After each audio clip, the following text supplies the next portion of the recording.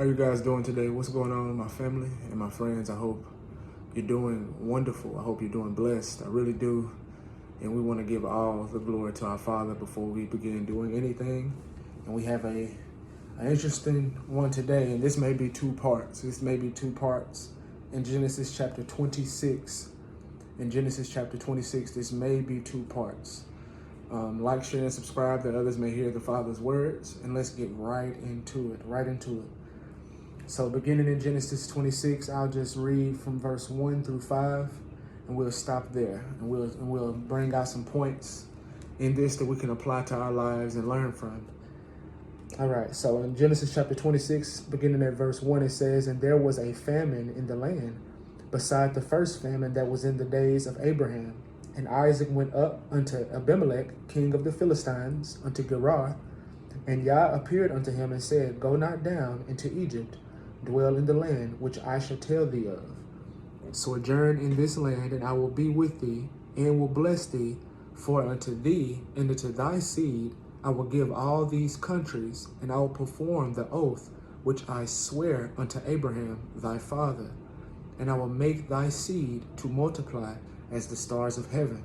And I will give unto thy seed all these countries, and in thy seed shall all the nations of the earth be blessed, because that Abraham obeyed my voice and kept my charge, my commandments, and my statutes, and my laws." Okay, we'll stop right there, and we're gonna hone in on verse 5 when it says, verse 4 and 5. But really 3 through 5, when he gives this blessing to Isaac, he tells him to dwell in the land which he'll tell him of in verse 2. Then it says, "For unto thee and unto thy seed I will give all these countries, and I will perform the oath which I swore unto Abraham thy father." He says this in verse 3, and then he says why he does all these things in verse 5. Because that Abraham obeyed my voice and kept my charge and my commandments, my statutes, and my laws. And how can we look at this, bringing the Messiah in this before we even go any further? Because Yeshua obeyed Yah's voice, kept his charge, his commandments, his statutes, and his laws, we are blessed. It is only because of the Messiah that we actually inherit the land. It is only because of the Messiah that we inherit this kingdom that's to come. As we see even with Joshua, Moses dying, and then Joshua coming after him. Joshua was the one who was going to lead the people into the promised land. Moses wasn't enough. You know, we can keep all Yah's laws, and he commands us to keep his laws and commandments and statutes, which we're going to look at that even in the New Testament, because it's pretty much all the same. The New Testament explains and expounds on the Old Testament, is what we call it today. But even Moses isn't enough. We need Yehoshua, Joshua. We need the Messiah. If you see that picture, Moses wasn't enough to get the people into the promised land. They needed Joshua or Yehoshua. They needed him to get into the land. You know, we are saved by grace through faith. It's not of ourselves. We've all sinned and fall short of the glory of Yah. He wanted perfect obedience. He wanted perfect righteousness. We have broken his laws. The wages of sin is death, but the gift of Elohim is eternal life. Okay, so we need Joshua. We need Yeshua or Yahushua. We need him to enter into the gates of heaven. We need him, and it is because he obeyed Yah's voice that the blood has been shed for us, that our prayers may be heard through the blood. Our sins may be forgiven through the blood. We can be reconciled through the blood. We can be saved from the wrath to come through the blood. So even in looking at verse 5, when it says, because that Abraham obeyed my voice, we are where we are now because Yeshua obeyed Yah's voice. And we get all the blessings because of what the Son of Yah has done for us, okay? It is literally because of him, because he obeyed Yah's voice. He was Yah's lamb, sacrificed, the Lamb of Elohim, which taketh away the sin of the world. It's because he obeyed his voice that we have access to all the blessings and the promises. Okay, so we give praise to the Father and to his Son for this. But another thing that I want to look at right here is in that Abraham obeyed the Father's voice. And we know that Abraham, for him to obey Yah's voice and his commandments and his statutes and his laws, there had to be a knowledge of these things, which in this series we started in chapter 12. But if we would have started in chapter 1, we would have seen these things going from Genesis chapter 6 and 7. We see clean food. Even in Genesis chapter 4, we see sacrifices.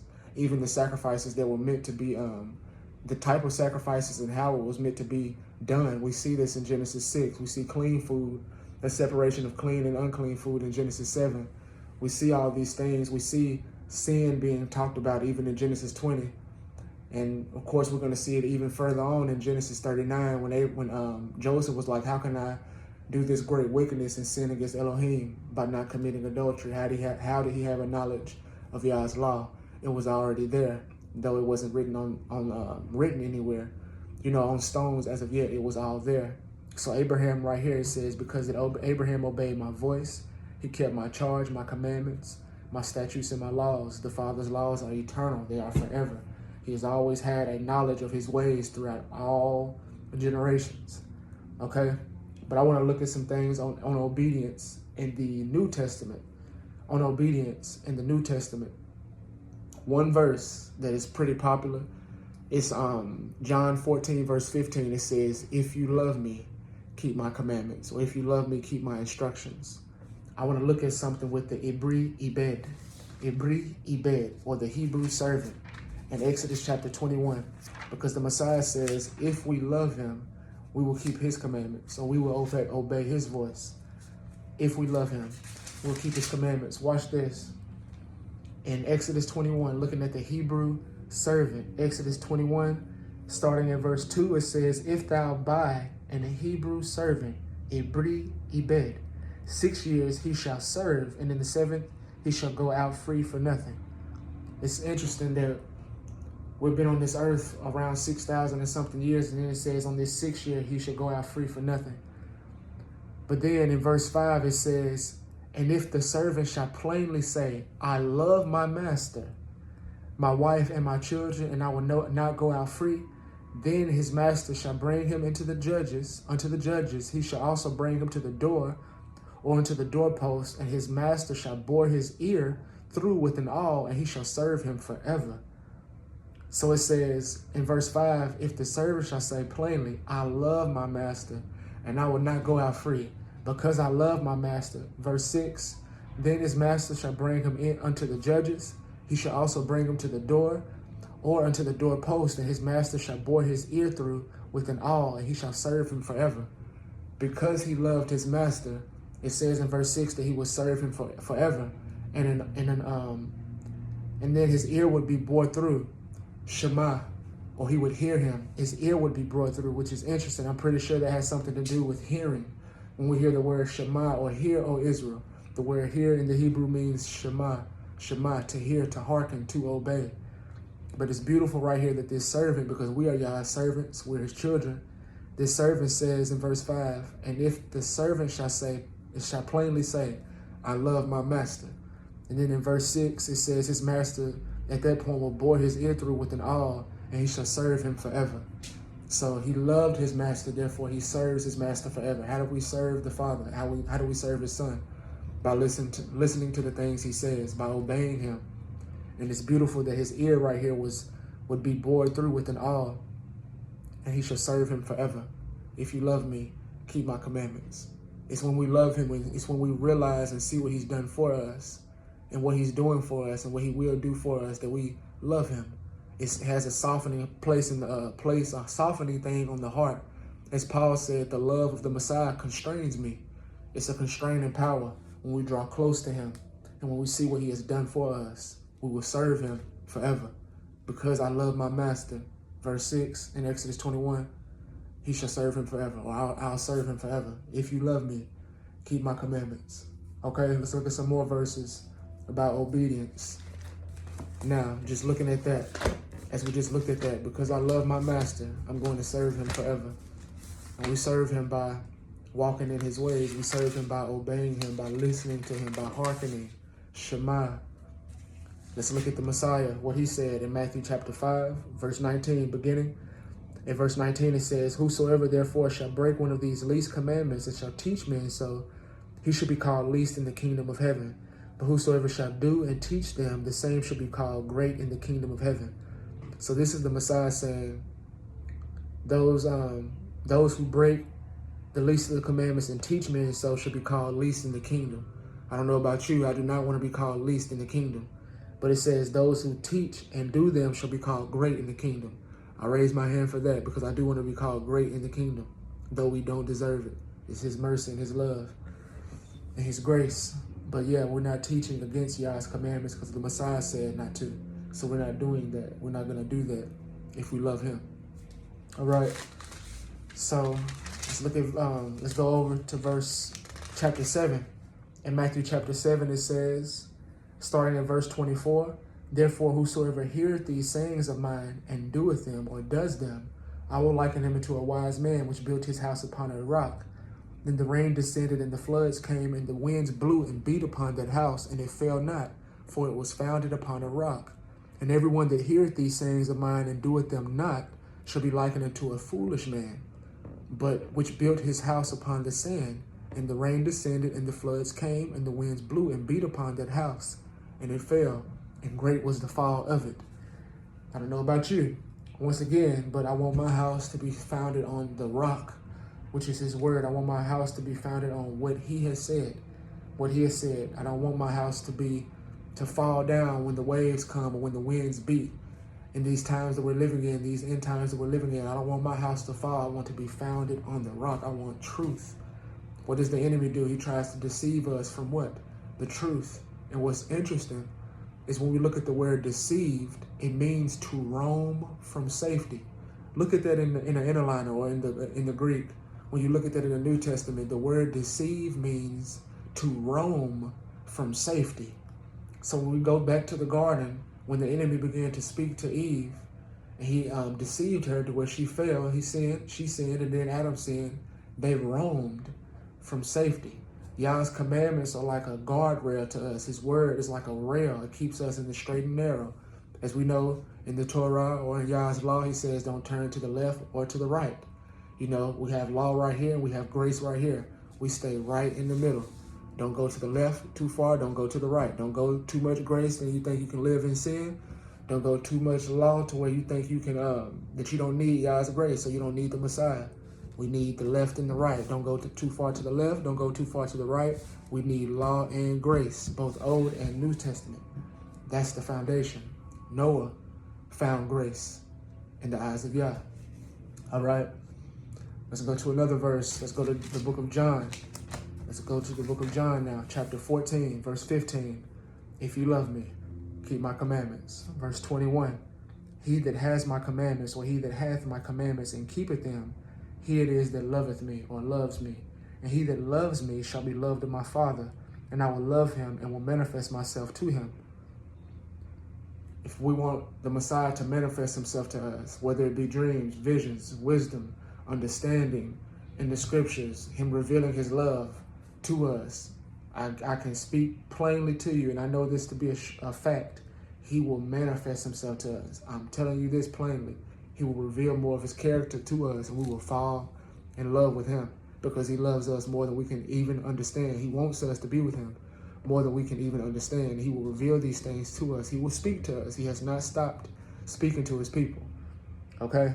So it says in verse 21, he that hath my commandments and keeps them, he it is that loves me, and he that loves me shall be loved of my Father, and I will love him and will manifest myself to him, or will reveal myself, or will make myself known to him.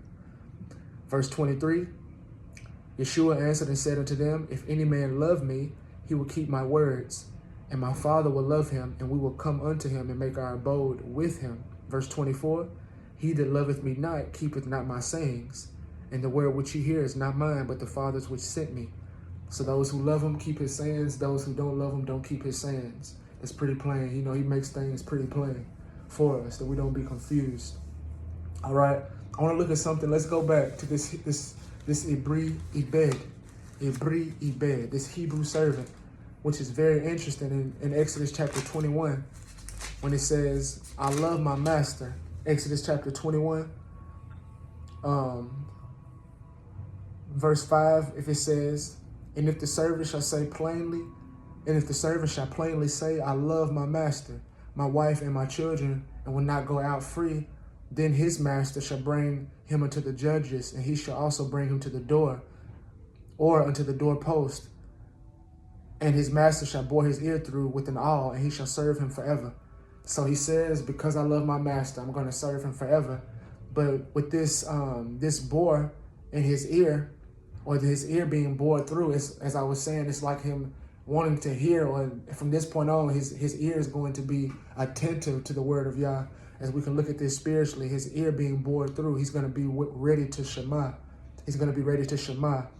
I want to look at just from that point right there. I love my master. I'm going to serve him forever. But then it says, I love my master. And if we look at the order of it, that because he said this, he shall bring him to the door or to the doorpost, and his master shall bore his ear through with an awl, and he shall serve him forever. We can't serve Yah until we are ready to hear Yah.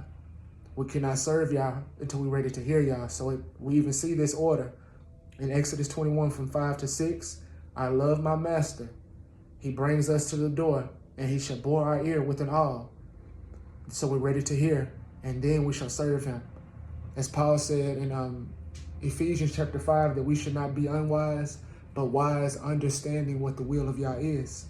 So if we're going to understand what Yah's will is, we have to be willing to serve him, because we are servants. Everything serves Yah, from the water to the wind.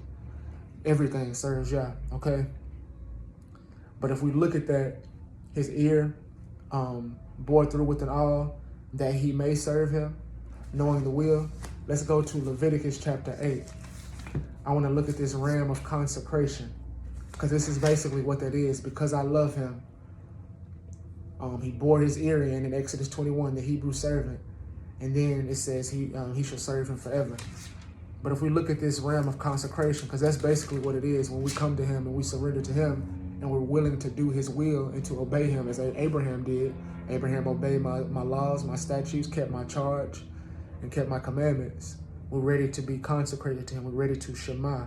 And that's the greatest commandment, is to Shema, because we can't do anything until we hear him. We don't love him until we hear him. We don't fear him until we hear him. We're not ready to serve him until we hear him. We're not ready to do anything until we Shema. The ear is the most important thing on the human body when it comes to this right here. But in Leviticus chapter 8, beginning at verse 22, this is the ram of consecration. It says, and he brought the other ram, the ram of consecration, and Aaron and his sons laid their hands upon the head of the ram, and he slew it. And Moses took of the blood of it and put it upon the tip of Aaron's right ear, and upon the thumb of his right hand, and upon the great toe of his right foot.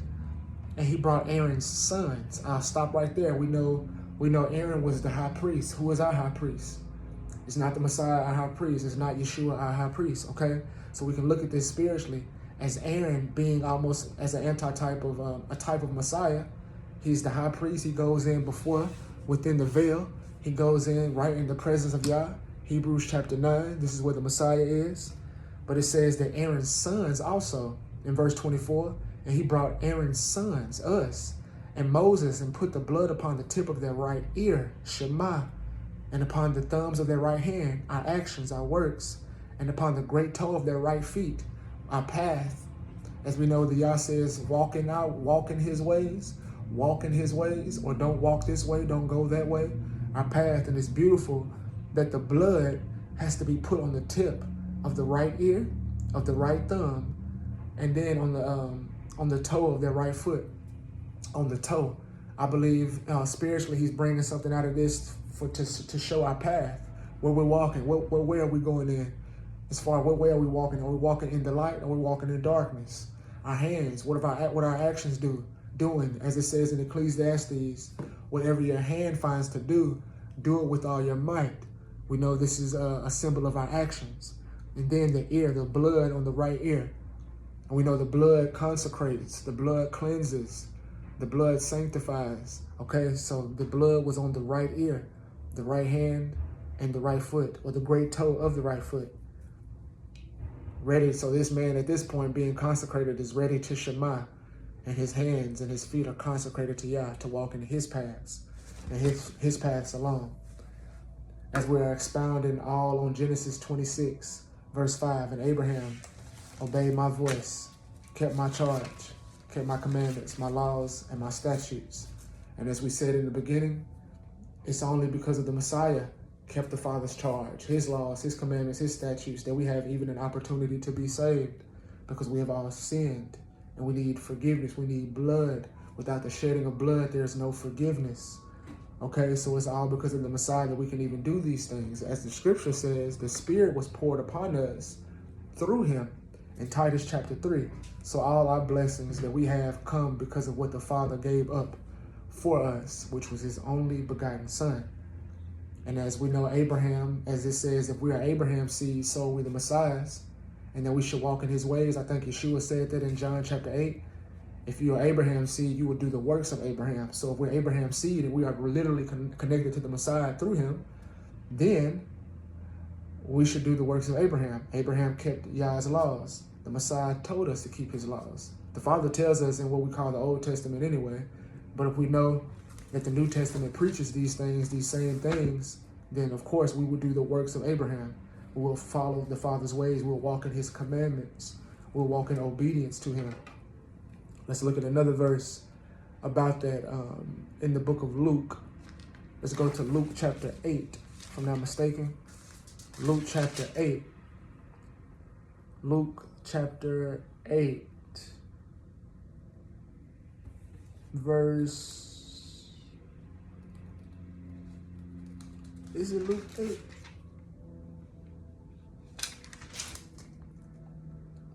Is it Luke 8? Luke 11. Yes, in Luke 11. Luke 11. Verse 27 and 28. Yeah, verse 27 and 28, it says, "And it came to pass, as he spake these things," speaking of the Messiah, "a certain woman of the company lifted up her voice and said unto him, Blessed is the womb that bare thee, and the paps which thou hast sucked." So basically she's saying, blessed is the womb that bore you, or the woman who had you, and the paps which you have sucked.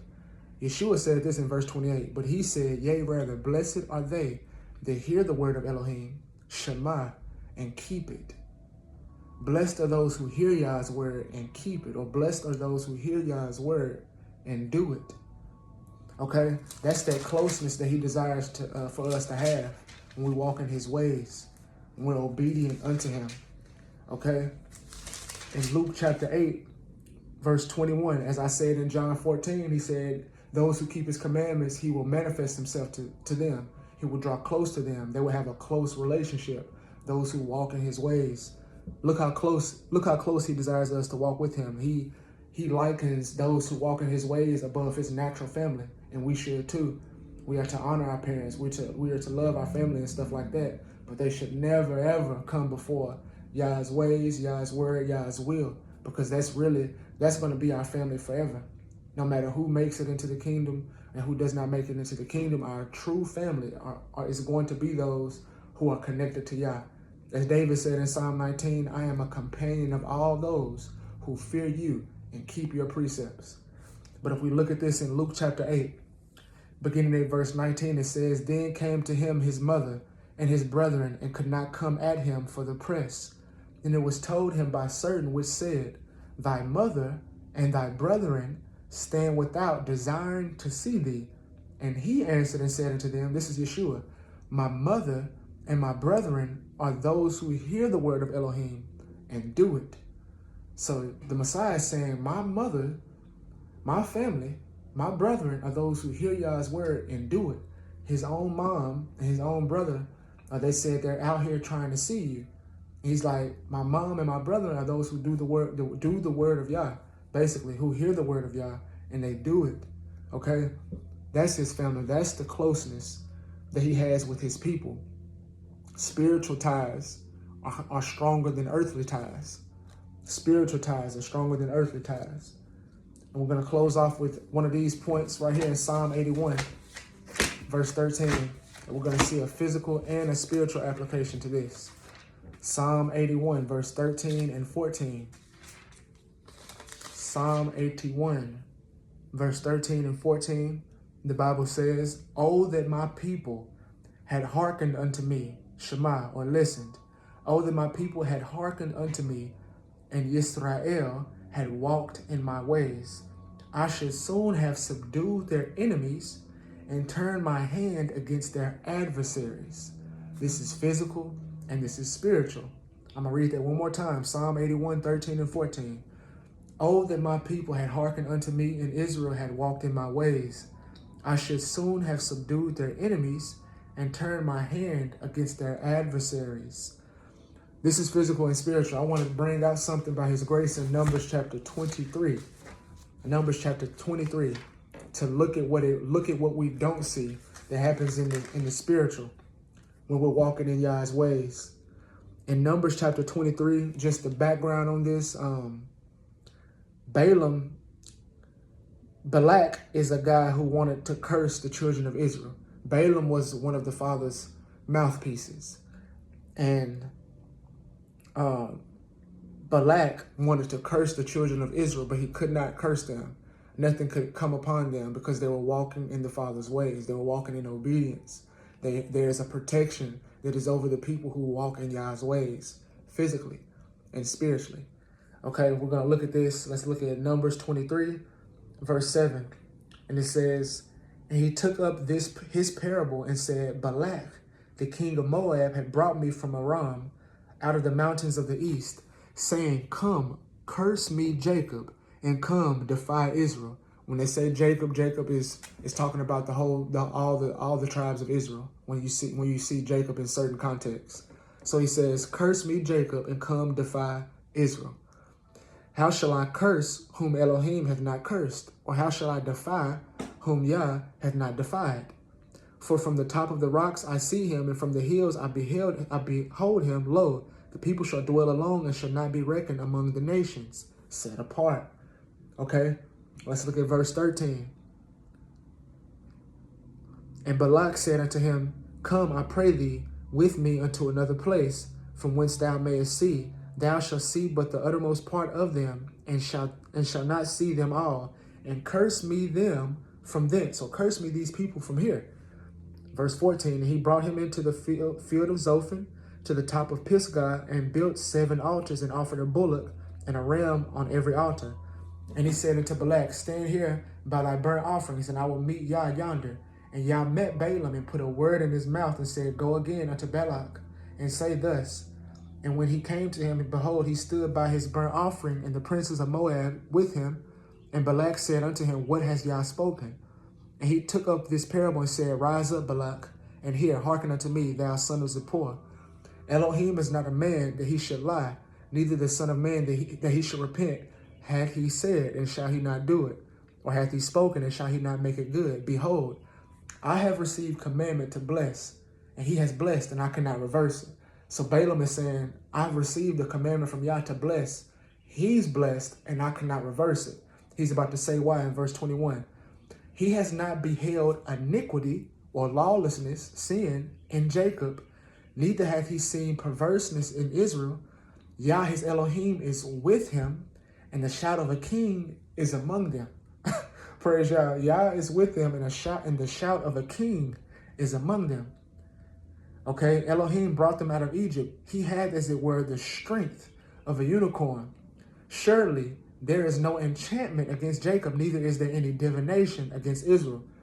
Okay, cursing, divination, witchcraft, enchantment. That's that witchcraft, the new age stuff. There's nothing nobody can do against a man or a woman of Yah who's walking in Yah's ways. As he said this in verse 23, surely there is no enchantment against Jacob, neither is there any divination or witchcraft against Israel. According to this time, it shall be said of Jacob and of Israel, what has Elohim wrought? Or what has Elohim done? He is among us. So when Yah is among us, it's nothing that nobody can do. The blessings of walking in obedience. It's an hedge. It's almost similar to Job when the devil had to come to Yah and say, you've set a hedge about him. I can't even get to him. Why? What was the testimony of Job? Have you considered my servant Job an upright man? An upright man is one who walks in righteousness. Upright and righteous are basically the same word. In the Hebrew, I think it's Zadek or Zedek or something like that. It means to be upright or to be righteous. Have you considered my servant Job, that he's an upright man and perfect and fears Elohim and shuns evil? That's exactly how we should be. Always fearing Yah, shunning evil, walking uprightly. Okay, the devil had to come and ask Yah, can I touch him? I can't get to him. You've set a hedge about him, around him. And all this is, and we're breaking this down from that Psalm 81 verse when he said, I would have been an adversary. I would have been, basically, I would have moved your enemies out of the way. Let me just read it again in Psalm 81. If we would have just walked in his ways, just walking in Yah's ways. Verse 13 and 14, oh, that my people had hearkened unto me, and Israel had walked in my ways, I should soon have subdued their enemies. There it is. And turned my hand against their adversaries, both physically and spiritually. Walking in Yah's ways is divine protection. The angel of Yah encamps or circles those who fear him and delivers them. And we know in the text, to fear Yah is to keep his commands. All right. Ecclesiastes 12:13, Psalm 128, verse 1. So I pray this study blessed you. Looking at how Abraham, it says that Isaac was blessed because Abraham obeyed his voice. We are blessed because Yahushua, the Messiah, has obeyed Yah's voice, which brought forgiveness, reconciliation, covering, cleansing, the Spirit. We were blessed by that. And also we're called to walk in his ways. This is the love of Elohim, that we keep his commandments. 1 John chapter 5. And this brings a spiritual blessing on our lives. This brings divine protection. This brings that hedge, walking in our way, walking in his ways, and the Father will see to it to our enemies, both physical and spiritual. All right. I pray this blessed you. And this is part 1. We will have a part 2 to Genesis chapter 26. I love you, and I hope you have a wonderful day. Shalom.